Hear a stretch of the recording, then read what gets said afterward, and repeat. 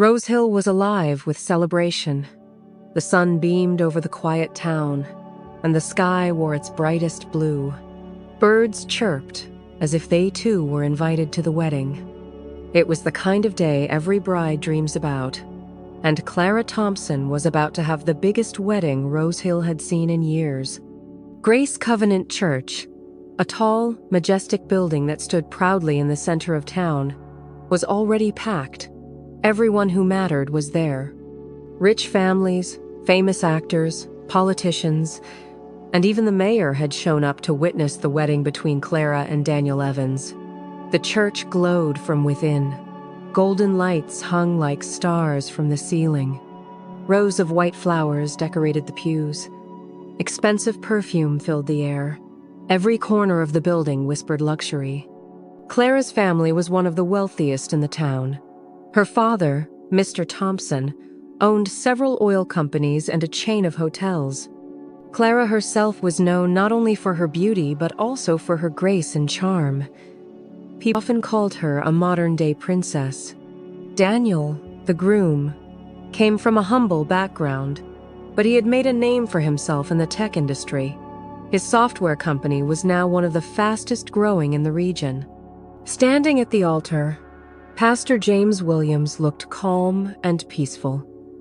His eyes scanned the room. He had served at Grace Covenant Church for over 30 years. He had seen many weddings, many couples. But today, something inside his spirit was restless. The joy in the air didn't reach his heart. Daniel looked nervous, like many grooms on their big day.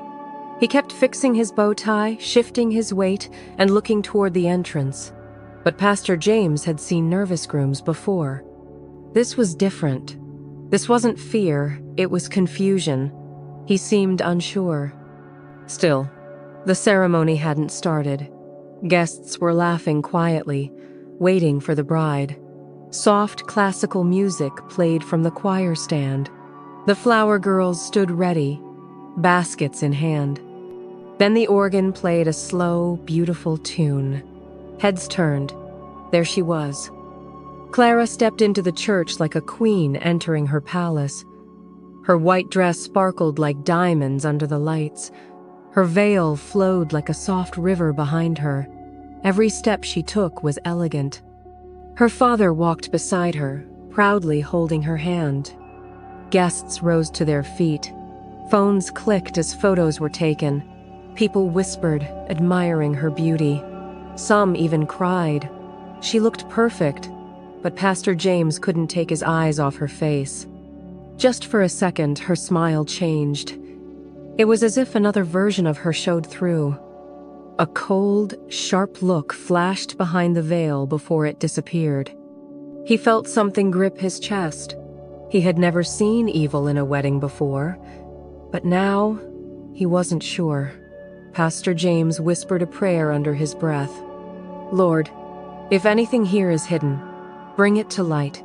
Let nothing dark enter this holy place. Clara and Daniel finally stood side by side. Their hands met. Everyone smiled.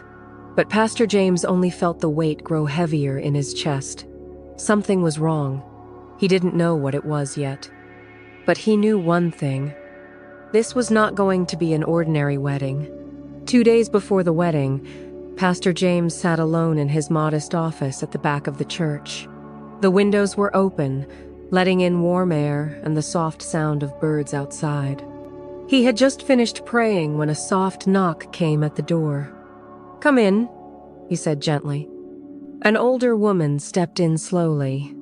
Her back was slightly bent, and her hands trembled as she clutched a small handbag. She wore a faded blue wrapper and a plain white blouse. Her eyes, though tired, carried a certain fire. "Good afternoon, Pastor," she said in a shaky voice. "Good afternoon, Ma. Please, have a seat," Pastor James replied, rising to help her into the chair. She sat down carefully and looked at him. "My name is Mama Grace. I used to work for the Thompsons as a cleaner many years ago." "Ah, okay. God bless you, Ma. What can I do for you?" Mama Grace leaned forward slightly and lowered her voice. I came to warn you. The bride, Clara, she is not who people think she is. Pastor James frowned but kept his voice calm. What do you mean? I've seen things, strange things, she said. When she was a young girl, I caught her more than once playing with strange charms. She kept things in a box under her bed bones, feathers, mirrors, and black stones. Pastor James listened silently. Once, I heard her talking to herself. Not like a child playing pretend. It was something else. She called something my protector and asked it to hurt someone who made her angry. Did you tell her parents? I did. But the next week, I was fired. They said I was trying to bring bad luck into their home. Pastor James rubbed his chin slowly. Have you seen her since then? No, Mama Grace replied. But when I saw her face on the wedding poster outside the church, my heart grew cold. I had to come. The room fell silent. Pastor James bowed his head and prayed silently. Then he looked at her. Thank you, Mama Grace. I don't know yet what to do with what you've said, but I'll be watchful. She nodded, rose slowly, and walked out of the room like a shadow fading into the sun. Pastor James sat there for a long time after she left. He felt torn. He had no solid proof, but her words added more weight to the uneasiness in his heart. He opened his Bible again, his fingers resting on a psalm of protection.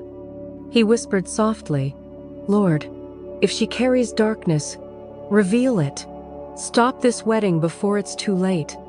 Outside, the wedding rehearsal was beginning. Laughter echoed through the church. But inside Pastor James's heart, a quiet storm was beginning to build. The next day, Pastor James invited the couple for their final counseling session before the big event. It was a requirement at Grace Covenant Church that every couple go through premarital counseling, not just for spiritual preparation, but to make sure their hearts were ready for the journey of marriage. Clara arrived first. She was glowing. Her skin radiated health, her eyes sparkled with excitement, and she couldn't stop smiling. She talked cheerfully about the honeymoon in Seychelles, the diamond-studded dress she would change into for the reception, and how much she loved Daniel. When Daniel came in, he smiled politely but looked a little tired. His eyes had dark circles under them, and he kept tapping his fingers on the chair arm. Pastor James took note. They began with a short prayer, and then the pastor asked them each to describe what they loved most about the other. Clara leaned forward, smiling. He's sweet, he's loyal, and he always listens to me, even when he disagrees. Daniel chuckled lightly. She's beautiful, smart, very focused. Focused, Pastor James repeated. That's a good word. Focus can be a strength or a weapon, depending on how it's used. Clara laughed. Don't worry, Pastor. I only use my focus for good. But Pastor James didn't laugh. He noticed how Daniel's smile faded a little. He changed the topic. Daniel, can you tell me your favorite childhood memory with Clara? Daniel blinked. Oh, that would be the time we played by the waterfall near her grandfather's house in Meadow Hills. We used to throw pebbles in and make wishes. Clara nodded quickly. Yes, that was so long ago. Pastor James smiled gently, but inside, a red flag went up. There had never been a waterfall in Meadow Hills. He had grown up in Rose Hill and knew every stream and river by name. It was a small lie, but it bothered him. He looked Daniel in the eye. And what about her grandfather? What did he do for a living? Daniel paused. He was, a carpenter, I think? Clara laughed again. Pastor, you're testing us. Pastor James kept his voice light. Just making sure you both know each other well. Marriage isn't built on surprises. Daniel chuckled, but it was clear the questions made him uncomfortable. When the session ended, Clara stood and hugged the pastor tightly. Thank you for guiding us. she said. Daniel nodded respectfully. "Yes, sir. We'll see you tomorrow." As they left, Pastor James stood by the window and watched them walk away. Clara's step was confident. Daniel's was slower, unsure. The pastor sighed. Something didn't add up. And now he was sure. Daniel had doubts. He just didn't know how to say it yet. The morning of the wedding came quickly. The sky was clear, and the air felt fresh. Yet something in Pastor James's heart felt heavier than ever. The final counseling session still echoed in his mind. Clara's quick laughter, Daniel's unsure answer sit, all painted a picture that troubled him deeply. But he had no proof, no clear reason to stop anything, just a feeling that refused to leave. By 8 a.m., the church compound was already busy. Florists were placing the last bunches of flowers. Musicians were tuning their instruments. Ushers in crisp uniforms moved about quickly, ticking checklists and arranging guests' seats. Daniel arrived quietly with his best man, wearing a clean white suit. He smiled and shook hands with guests, but his eyes kept drifting toward the church doors, like he was waiting for something or someone to walk in and change everything. Clara, on the other hand, arrived like a queen. Her car pulled up slowly, and when she stepped out, people gasped. Her wedding dress was made of soft silk and delicate lace, with tiny crystals that sparkled in the sun. Her veil was long and smooth, covering her from head to waist. But what caught Pastor James's eye was the necklace she wore. It was different. A silver chain held a black, polished stone that seemed to glimmer unnaturally, even in the shade. It was shaped like a teardrop, dark and glossy, almost like it had its own light inside it. The moment Pastor James saw it, his chest tightened. He whispered to one of the ushers, "Please ask Clara to meet me in my office for just a few minutes. Tell her I need to bless her personally before the ceremony." Clara agreed and entered the office with her maid of honor. Pastor James greeted her warmly, but his eyes went straight to the necklace. "My dear," he said softly, "that beautiful necklace. Is it new?" Clara's smile froze for a split second. "Yes, a family gift. I wear it for protection." "Protection?" Pastor James raised a brow. "From what, my dear?" She laughed lightly. "Oh, you know, bad luck, jealousy. It's just symbolic." "May I bless it?" he asked gently. Clara's hand moved instinctively to cover the stone. "It's already blessed by someone close to me." The room grew quiet. Even the maid of honor glanced at Clara with a confused look. Pastor James nodded slowly. "Very well. May the Lord guide this union." He didn't push further, but as Clara left the room, he whispered a prayer. "Lord, if this stone carries darkness, reveal it. Don't let this wedding continue under any hidden shadow." He walked back to the altar and took his place. Guests were now all seated. The music started. The flower girls marched in. Daniel stood in front, looking as nervous as ever. And then the moment came. Clara stepped into the church, walking slowly down the aisle. Her veil hid her face, but her posture was proud, strong, too strong. As she passed certain guests, some people whispered that the air felt colder. One little boy even told his mother, "Mummy, that lady is scary." Halfway through the aisle, Pastor James saw it again, the black stone on her neck glowing faintly. Not from the lights. It shimmered strangely, almost like it pulsed, like it was alive. The choir sang. The guests smiled. But Pastor James's spirit screamed. Something evil was walking down the aisle disguised in white. Clara finally reached the altar. The music faded into soft silence. Daniel took her hand, and for a moment, everything seemed still. Pastor James opened his Bible and looked at the couple. The guests settled in. Phones were lowered. Cameras paused. It was time. "Dearly beloved," Pastor James began, his voice steady, "we are gathered here today to witness the union of Clara Thompson and Daniel Evans in holy matrimony. If anyone here knows a reason why these two should not be joined together, speak now or forever hold your peace." As expected, the room stayed quiet. People smiled. Some chuckled softly. A few leaned toward each other and whispered things like, "No objections here," or "perfect couple." And then something unexpected happened.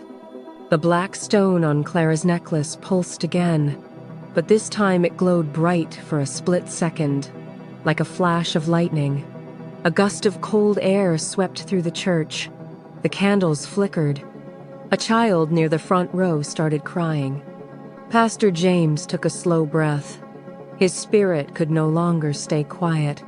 He looked directly at Clara. "My dear," he said gently, "before we continue, I must ask you something. Will you remove the necklace around your neck?" Clara blinked behind her veil. "Pastor, I don't think that's necessary." Daniel looked at her, confused. "Why not?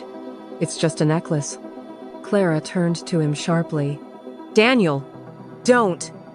But Pastor James stepped forward, his voice calm but commanding. "This is the house of God. We cannot continue until everything in this room is under his light. Please, Clara." The silence grew heavy. Eyes were on her. The glow from the stone had not gone unnoticed. She hesitated. Her hands trembled. Daniel spoke again, more softly this time. "Please, I need to know." Clara's shoulders dropped. Slowly, she unclasped the necklace and placed it in Pastor James's open hand. The moment it left her skin, the air shifted. The temperature rose slightly. The room felt lighter. But something else happened, too. Clara began to sway. Her knees buckled. Daniel caught her just before she fell. "Clara?" Pastor James stepped forward, holding the necklace carefully. He turned it in his palm and prayed quietly. "Lord, expose every hidden thing. If this carries evil, break its power now." The stone cracked. A sharp sound echoed in the church like glass shattering.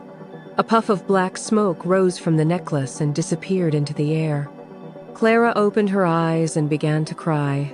Not the gentle tears of a bride, but heavy sobs. She fell to her knees at the altar. "I'm sorry," she whispered. "I didn't mean for this to happen." Daniel knelt beside her. "What's going on?" "I was scared," she said. "I wanted everything to be perfect. I visited someone months ago. They gave me the charm. They said it would protect me, make sure nothing ruined the wedding." Pastor James looked down at her, his heart broken. "You don't use darkness to build light. You cannot mix evil with love." Clara covered her face. "I just wanted to be sure he would stay with me, that no other woman would take him." Daniel stood slowly. He looked stunned, hurt, betrayed. The church remained silent, the guests too shocked to speak. Some wept, others just stared.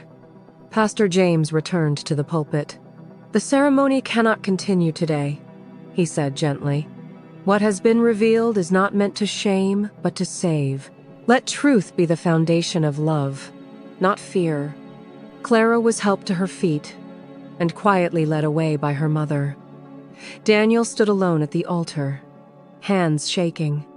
Later that day, when most of the guests had left, Pastor James found Daniel sitting alone under the old mango tree behind the church. "I don't know what to feel," Daniel said. "You don't need to decide today," Pastor James replied, "but you need to heal with truth." Daniel nodded slowly. The wedding didn't happen, but something greater did.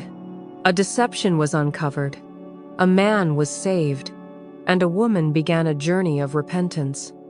Pastor James closed the church late that evening, the sun setting behind the hills of Rose Hill. He looked up at the sky and whispered, Thank you, Lord. Thank you for not allowing darkness to win today. And far away, in the quiet corners of the town, people began to speak not just about the wedding that never was, but about the pastor who stood for truth, and the bride who learned too late that love cannot be forced. The next Sunday, the church was full again, and Pastor James preached a message that would stay in the hearts of everyone who heard it. When your spirit is uneasy, he said, don't rush, pray, wait, and listen, because God always speaks, especially when something evil tries to dress itself in white. Love this story? Drop a comment telling us where you're watching from, and stay tuned for part 2.